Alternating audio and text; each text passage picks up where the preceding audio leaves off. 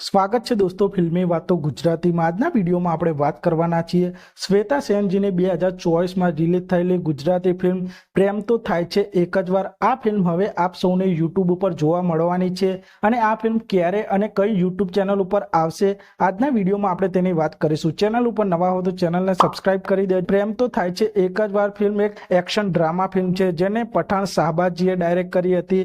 આ ફિલ્મમાં સંદીપભાઈ પટની, શ્વેતા સેન, સંજય પટેલ, જતીન મુખ્ય ભૂમિકામાં જોવા મળ્યા હતા અને આ ફિલ્મની સ્ટોરીની વાત કરીએ, આ ફિલ્મમાં હિન્દુ છોકરો અને મુસ્લિમ છોકરીની લવ સ્ટોરી ઉપર આધારિત આ ફિલ્મ છે અને આ ફિલ્મમાં એક સ્પેશિયલ કવાલી સોંગ પણ રાખવામાં આવ્યું છે અને શ્વેતા સેનજીની આ ગુજરાતી ફિલ્મ હવે યુટ્યુબ ઉપર આવવા જઈ રહી છે।